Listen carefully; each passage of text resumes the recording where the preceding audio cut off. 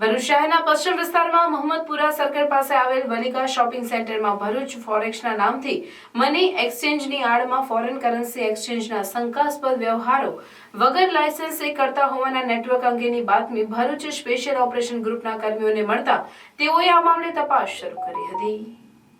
સમગ્ર મામલે મોહમ્મદ તલહા ઇબ્રાહિમ પટેલ રહેવાસી મનોબરની દુકાનમાં તપાસ કરતા ભારતીય ચલણની 500ના દરના બંડલો તથા અલગ અલગ દેશની ફોરેન કરન્સી તથા આધાર કાર્ડ, ચૂંટણી કાર્ડ અને ડ્રાઇવિંગ લાયસન્સ મળી કુલ 38,43,134નો મુદ્દામાલનો કબજો મેળવી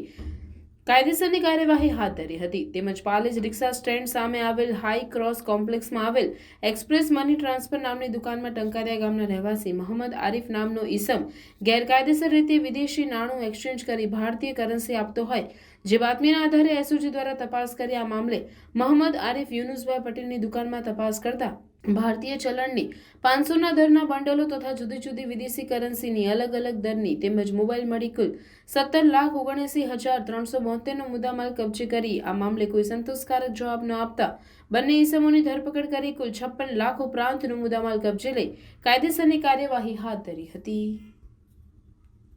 Baroda range IGP Shri Sandipsinh sir તથા ભરૂચ જિલ્લા પોલીસ વડા મયુર ચાવડા સરની સૂચના અને માર્ગદર્શન હેઠળ ભરૂચ જિલ્લા એસઓજી પીઆઈ આનંદ ચૌધરી નાઓને સ્પષ્ટ બાતમી હકીકત મળેલ ભરૂચ જિલ્લામાં મની ટ્રાન્સફરના મની એક્સચેન્જના નેજા હેઠળ ફોરેન કરન્સી એક્સચેન્જ કરવામાં આવતી હોય, કોઈ લાયસન્સ વગર ગેરકાયદેસર રીતે આ પ્રવૃત્તિ થતી હોય, જે બાબતે ભરૂચ મોહમ્મદપુરા વિસ્તારના વલિકા શોપિંગ સેન્ટરના ભરૂચ ફોરેક્સના નામથી મોહમ્મદ તલહા ઇબ્રાહિમ પટેલ નાઓ દ્વારા આ પ્રવૃત્તિ કરવામાં આવનાર હોય, જેને કાયદેસર કાર્યવાહી કરતા ચેક કરતા ભારતીય ચલણની નોટની સાથે અલગ અલગ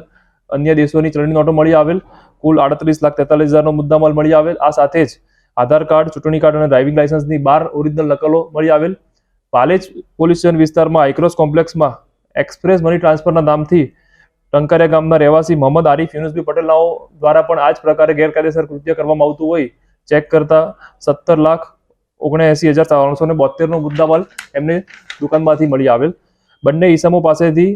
આ મળી આવેલ ચલણની નોટો અને ફોરેન કરન્સી જે બાબતે કોઈ સંતોષકારક ખુલાસો કરવામાં ન આવેલ અને આથી 102 સીઆરપીસી 102 મુજબ મુદ્દામાલ કબજે કરેલ છે અને 41(1)D મુજબ બંને જણાની ધરપકડ કરી હાલમાં એસઓજી પીઆઈ આગળ તપાસ કાર્યવાહી કરી રહ્યા છે।